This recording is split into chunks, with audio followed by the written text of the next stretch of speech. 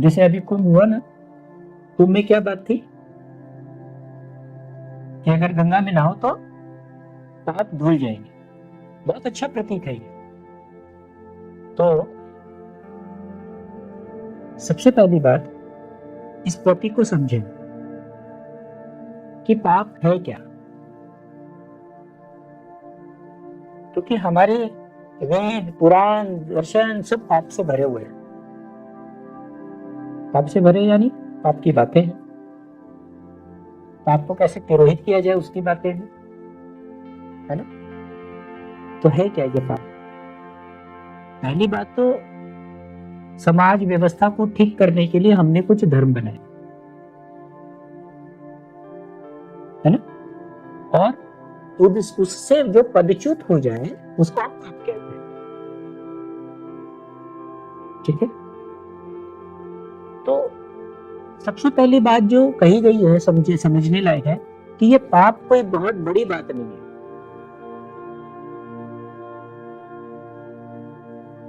बहुत हल्के फुल्के लेने के लिए। अब देखो ना, गंगा में नहाने से पाप धुल जाएगा, ये कितनी हल्की फुल्की बात है। अगर देखा जाए तो कितनी अच्छी बात है। आप पाप को बहुत गहरे नहीं बैठा ले, इसकी सुविधा है। आप पाप करके भी क्या पाप कर लोगे? आप बताओ ना, कौन सा ऐसा पाप कर लोगे? हा? आप बताओ, कोई 2 4 10 नाम बताओ, कौन से ऐसे पाप कर लोगे आप? तो पाप धुल सकता है, पाप धूल की तरह है। ये पहली बात सीखने की, समझने की है। जैसे आप स्नान करके शरीर का धूल धो देते हैं, वैसे ही आप स्नान करके पाप भी धो सकते हैं। कितनी अच्छी बात है। इसको समझिए, इस प्रतीक को समझिए।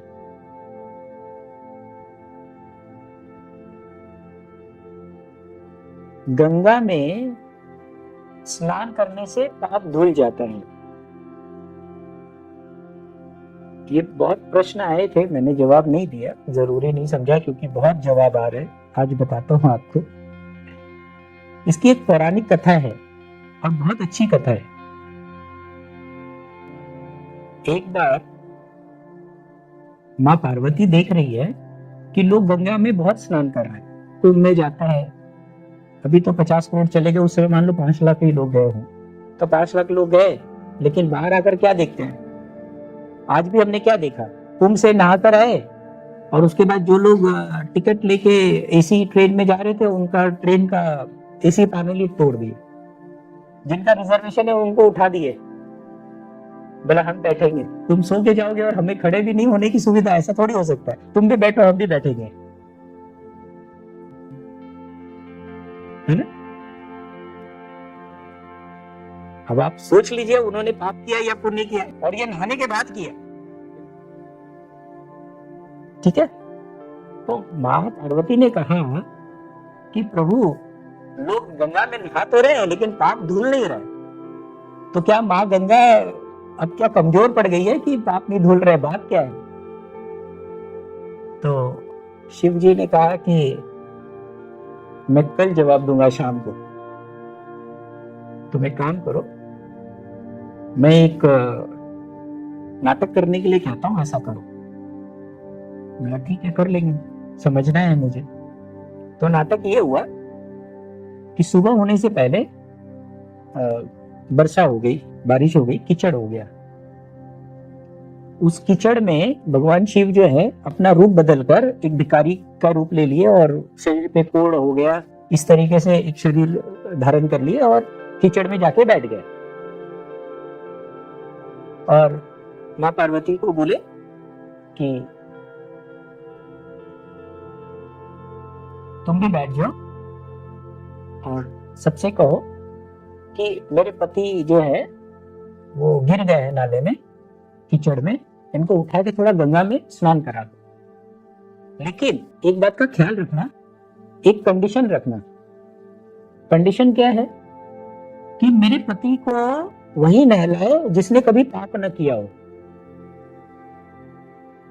ये कंडीशन न रख के कहना। बोला ठीक है। तो सुबह हो गई, लोग गंगा की तरफ आने लगे।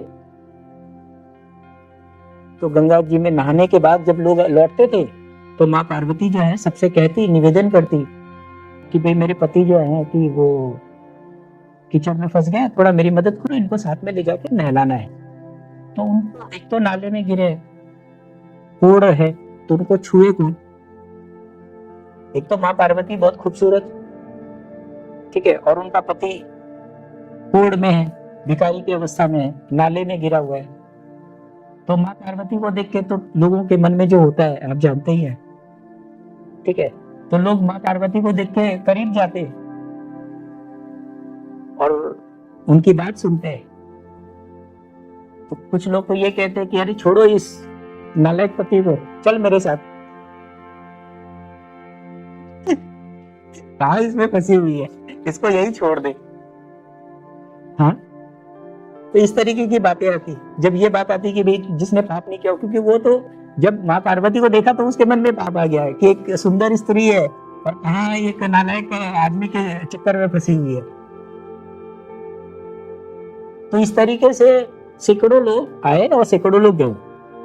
जब वो ये कंडीशन रखती कि भाई मेरे पति को वही ले जाए जिसने कभी पाप नहीं किया हो। अब आप देखो, ये वो लोग थे जो गंगा में नहा के निकले हैं। आप जरा समझो, मर्म को समझो, कहानी के मर्म को समझो। वो नहाने गए हैं, नहाने के बाद आए हैं, यानी पाप धुल कर आ गया है।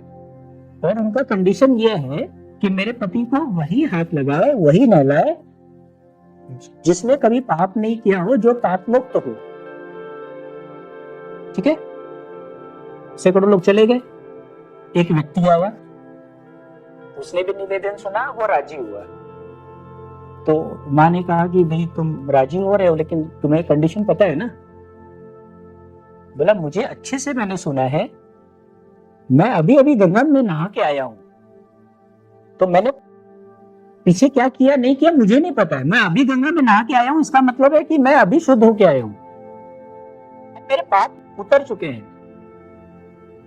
आप कहानी का मर्म समझिए ठीक से।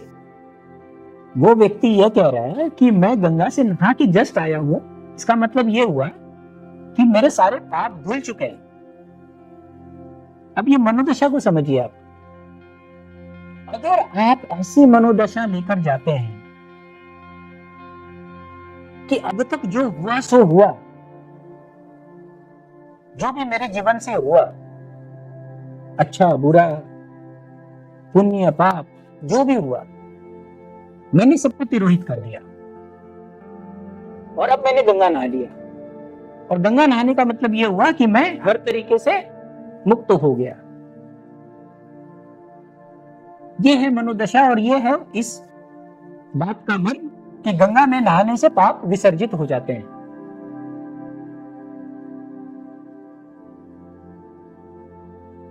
तो वो राजी हो गया। और कहानी ये कहती है कि फिर उन्होंने शिव जी को निकाला और शिव जी फिर अपने वास्तविक स्वरूप में आए, उन्होंने आशीर्वाद दिया और उन्होंने समझाया पार्वती को कि नहाते तो सब हैं, लेकिन नहाना कैसे हो और नहाने के बाद की जो मनोदशा होनी चाहिए वो कैसी हो। अगर उसी मनोदशा में जाए हम कि अब तक मुझसे जो हुआ हुआ, अच्छा हुआ बुरा हुआ, बन पड़ा मेरे से नहीं बन पड़ा, पुण्य हुआ पाप हुआ, जाने हुआ अनजाने हुआ, जो कुछ भी हुआ आज मैं विसर्जित करता हूं। अगर इस भाव से अगर आपने गंगा में डुबकी लगाई तो आपके सचमुच पाप उतर जाएंगे। है ना कितना अच्छा प्रतीक। अब इसकी मजाक उड़ाने की बात तो थी नहीं, ये मर्म समझाने की बात थी, लेकिन मजाक तो सबने उड़ाया।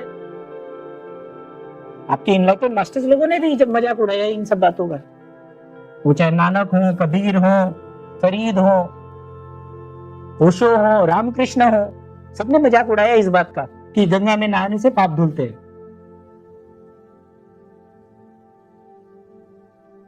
अवस्था तो यही है मजाक उड़ाने जैसी, लेकिन इसके पीछे का जो प्रतीक है इसके पीछे का जो कहानी है, जो मर्म है, वो देखिए कितना सुंदर है कि अगर आप ऐसी भावदशा लेकर जाते हैं और गंगा स्नान के बाद आपकी मनोदशा ऐसी हो जाती है कि अब तक जो हुआ मैंने सब विसर्जित कर दिया, तो आपका पाप उतर गया।